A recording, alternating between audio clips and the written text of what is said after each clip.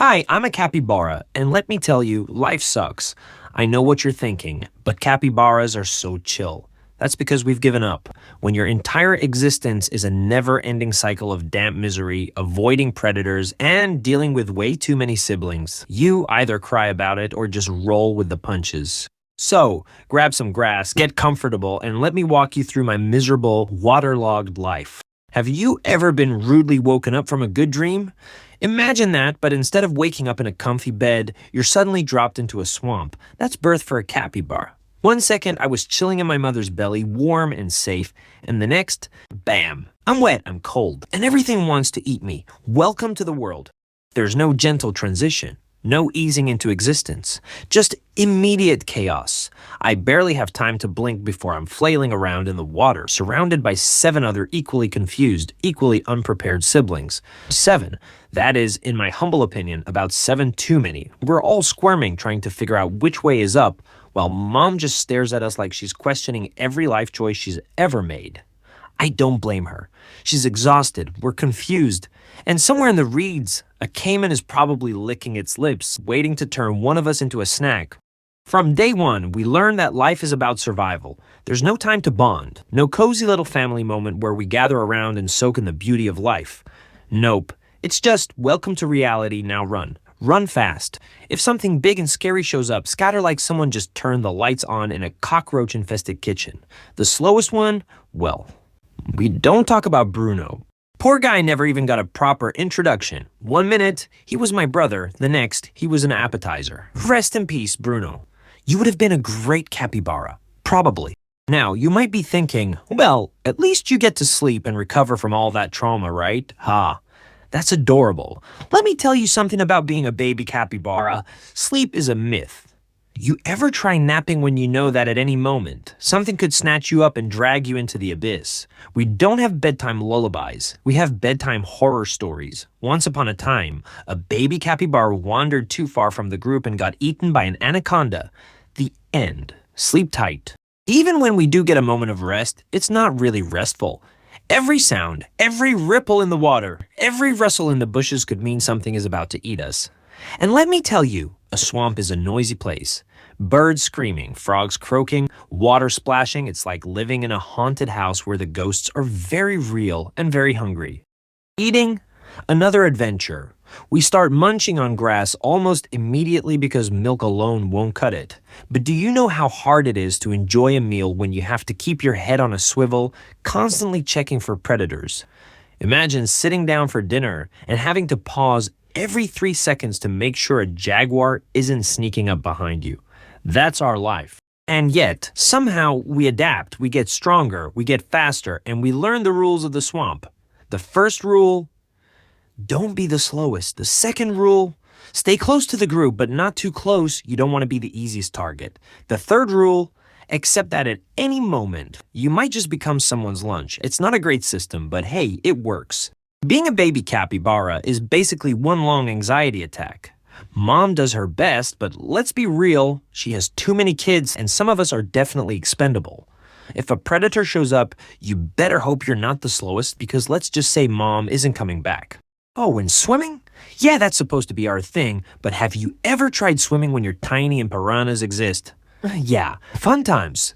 Then there are the birds. You'd think birds would be the least of my worries, but no. Giant storks swoop down and snatch up baby capybaras like we're popcorn shrimp. Imagine minding your business and then suddenly whoosh, you're airborne on an unexpected one-way trip to someone's digestive system. No refunds. And let's talk about the constant paranoia. You know that feeling when you're walking up the stairs in the dark and you think something is chasing you? That's my entire childhood. Except instead of an overactive imagination, it's real. Take this one time, for example. It started with a sound, a twig snapping in the distance. I didn't know what it was, but Mom did. She froze. Her ears twitched. That was all the warning we got before she took off. We ran. We didn't need to know what was chasing us. Knowing something was enough. My siblings and I bolted after Mom, our little legs sloshing through the muddy water. The jungle blurred around me, my heart hammering so hard I thought it might explode. Then I heard it. A low growl, deep and hungry. It was a jaguar. I didn't dare look back. I focused on my legs, on the way my feet hit the mud and the water splashed around me. One of my brothers stumbled, his tiny legs tangling. My heart stopped, but somehow he got up and kept going. Mom veered left, and we followed. We weren't faster than the Jaguar, but we knew something it didn't, where the deep water was. We reached the riverbank and dove in. Cold, murky water swallowed us. I kicked as hard as I could, pushing toward the safety of the reeds. The Jaguar skidded to a stop at the water's edge, watching us, golden eyes burning with frustration. It paced for a moment, tail flicking, then vanished into the... For once, we all made it. We were safe, for now, but luck doesn't last forever. A few days later, we made a mistake. We stopped to eat. We were tired. Mom found a patch of fresh grass near the water, and we all piled in, nibbling away. It was peaceful, too peaceful. Then the reeds rustled. It happened so fast. A blur of scales, a splash, a scream.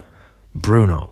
1 second, he was beside me, munching on grass. The next, the water exploded, and he was gone. We scattered, heartbeats slamming against our ribs. I turned, but I shouldn't have. I saw him, his tiny legs kicking, his eyes wide with panic. The caiman had him. Mom barked for us to run. I wanted to help, but what could I do? I was small. Weak, helpless, Bruno screamed once more. Then the water stilled. We stood there, panting, our tiny bodies shaking. Mom nudged us forward. We couldn't stay. The jungle didn't pause for grief. We left Bruno behind. We had no choice. And that's just life for us. One day you're here. The next, something snatches you away. It could be a jaguar, a caiman, or even a bird. I should have known that. I should have expected it. But when the shadow passed over us, I still wasn't ready. The sun had been warm, the mud was cool, and for once, nothing was trying to eat me. My siblings and I stretched out, bellies full, soaking in the quiet. Then the sky darkened for just a second. Mom reacted first. Run. We bolted. A rush of air, a loud whoosh. My sister shrieked. I turned just in time to see her lifted into the sky. A stork. What chance do we have if even a toothpick-legged bird can swallow us whole? Hard to be a hero in any scenario. The jungle was loud again. Insects buzzing, frogs croaking. Life moved on. But I won't forget. None of us would. Now, if you think human puberty is bad, try being a teenage capybara. First off, I never stopped being damp. My fur is just permanently soggy, like a dish sponge that's never been wrung out. Then, there's the social hierarchy. Capybaras live in large herds, and you better hope you end up in the cool crowd. If you're not, enjoy spending your days awkwardly munching grass while the alpha male hoards all the ladies. I tried to impress a female once, but before I even got a chance, the dominant male yeeted me into the river like yesterday's trash.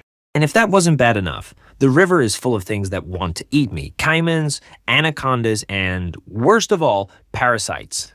Have you ever had a leech latch onto you? I have. It's like nature's way of reminding me that my existence is a joke. Speaking of social life, the peer pressure is wild. The older capybaras act like chilling in mud puddles is some exclusive club. Oh, you don't want to soak in this particular patch of mud. Guess you're not one of us. Like, chill, Greg, I just want to sunbathe in peace. But nope. Everything is about dominance, and since I'm not a 6-foot, 150-pound tank of muscle, I'm basically invisible. And romance. Forget it. If you're not the dominant male, you have about as much game as a wet sock. I couldn't even get a glance before I was chased off again, back into the water where I'm sure another parasite was waiting for me. At some point, I realized I had peaked in childhood, and it was all downhill from there. Now, my life is just a never-ending cycle of eating, avoiding death, and constantly smelling like wet grass. I live in a big group, but do any of us actually like each other? No. We tolerate each other because if we don't stick together, we'll get picked off by predators one by one. After years of suffering through rain, predators, and endless social rejection, my body finally starts falling apart. My fur. Patchy. My joints. Aching.